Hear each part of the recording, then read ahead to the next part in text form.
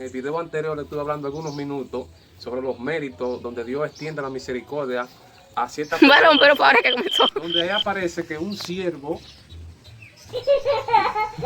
No. Ok. Pues ya usted dañó el video.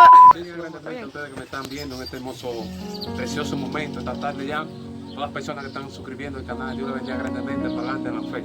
Usted recuerda el video anterior que le grabé sobre los méritos por misericordia. En este momento quiero darle continuidad también, simplemente como una segunda parte, donde ustedes recuerdan que Dios extiende cierta misericordia a aquellos que por los méritos y por la intimidad, por la obediencia, por el hacer en la obra de Dios, ganan cierta misericordia por los méritos. Pero en este momento quiero darle continuidad y explícitamente enseñar en Lucas capítulo 7, donde relata la Biblia que un cinturón romano, dice que tenía un ciego postrado enfermo en cama.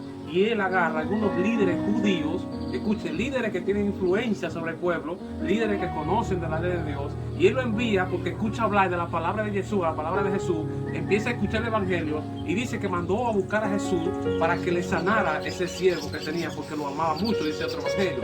Ahora, miren lo que los ancianos de Israel le dijeron a Jesús en cuanto a ese centurión. Le dice en el versículo, si lo leemos más despacio, dice: es digno de que se le conceda esto porque él ama a nuestro pueblo y también nos ha edificado una sinagoga.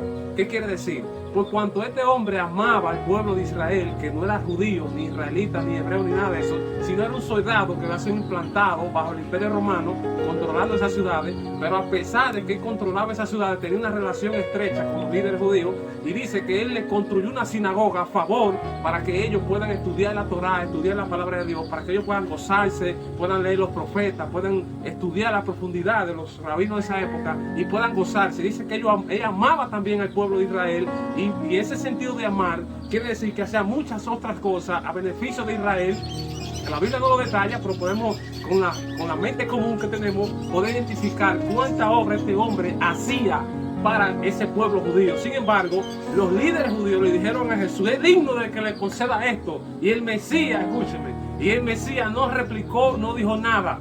Vámonos para allá rápidamente, porque entendió que por los méritos de este centurión, por los méritos que tenía, por las obras, por lo que había sembrado en el reino de Dios, él merecía que Dios extendiera la misericordia sobre ese siervo que estaba postrado. Y la historia relata que fueron allá y cuando el cinturón escuchó que venía de camino, envió amigos para que le salieran al encuentro y le dijeran al Mesías que él no era digno de entrar bajo su techo, que dijera la palabra de allá para que el siervo sanara.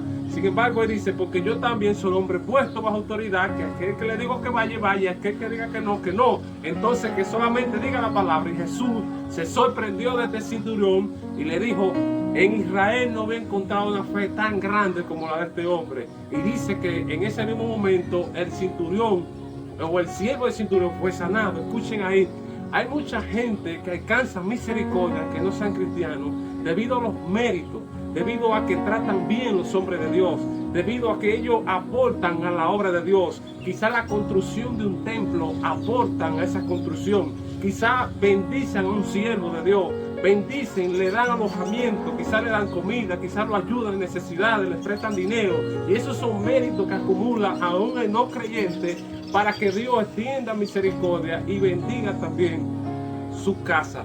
Y cuánto más los hombres de Dios, cuánto más un siervo de Dios que está bajo la responsabilidad de hacer eso mismo sin tener que darle mandamiento, sino que surja de su interior. Así que los méritos que alcancemos en el Señor atraen la presencia, atraen también bendición, atraen misericordia de parte de compasión para que Dios obre en nuestra vida. Así que los méritos, acumulemos méritos del Señor para su gloria. Amén.